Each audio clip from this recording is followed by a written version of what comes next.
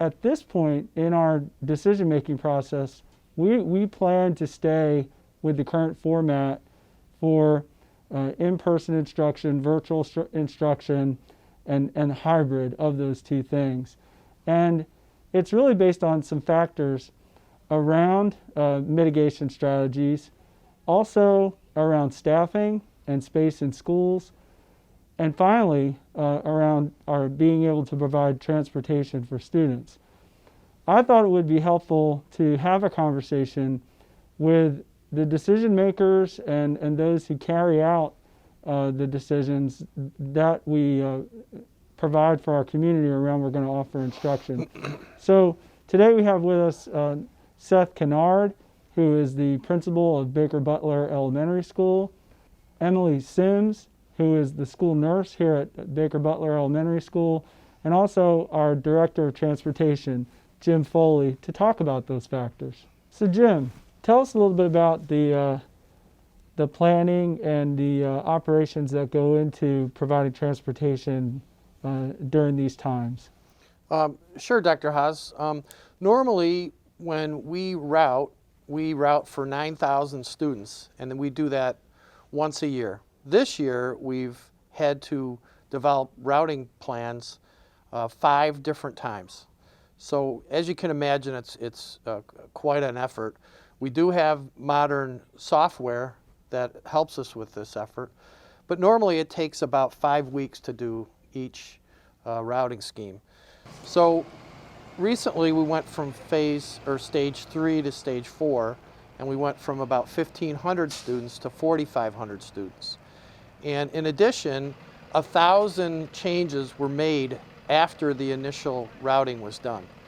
So it takes quite a long time to develop our routes, and our main emphasis is student safety. We have to know where students are going to be picked up, whether for elementary students, if there's going to be an adult there to meet them.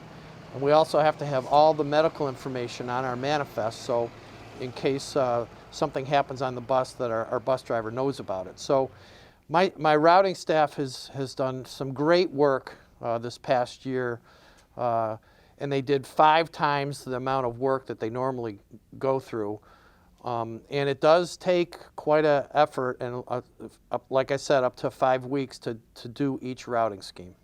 So it's been quite a challenge this year, Dr. Haas, but my staff has really come through. Another key factor in being able to provide in-person instruction is around contact tracing and really taking care of the health and well-being of our students. We have employees in all of our schools that do this every day, every year, and they are our school nurses who do amazing work in Albemarle County. And so we did have Emily Sims join us today to talk a little bit specifically about contact tracing and how that's been going in the schools.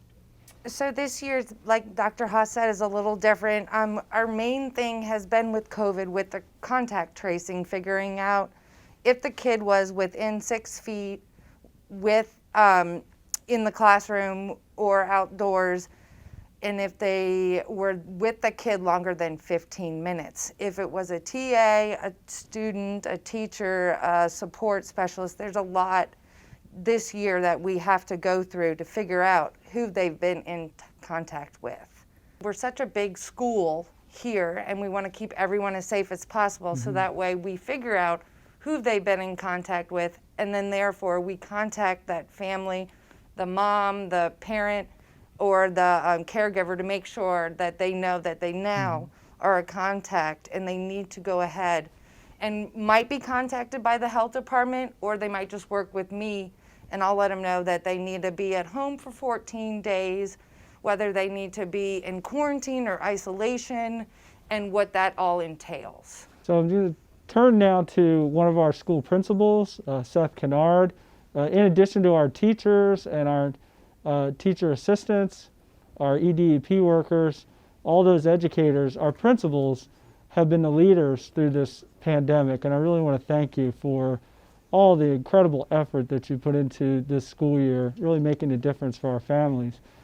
During any school year, being an elementary school principal or middle school principal or high school principal is a challenge because of all the planning that goes into it. You have to be able to respond to changes very rapidly and effectively. And you've done that amazingly well.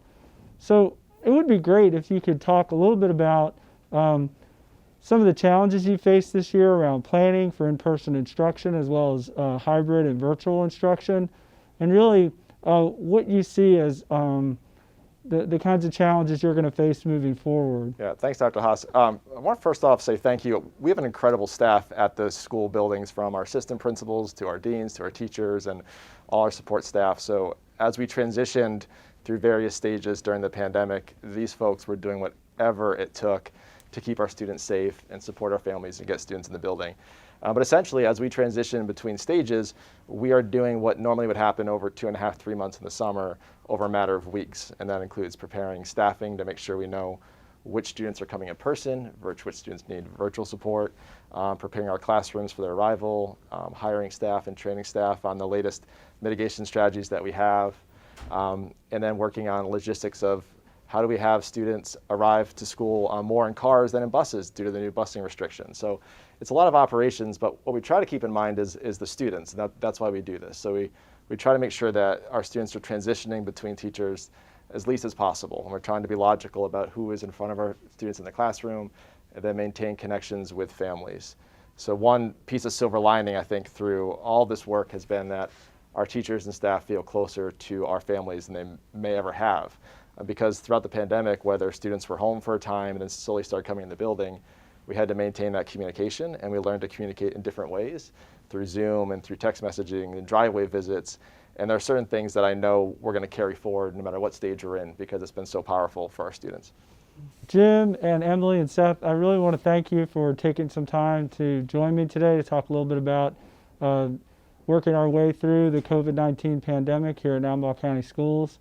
And also I want to thank all those who are viewing this video to learn a little bit more about where we've been and where we're headed. So thank you very much.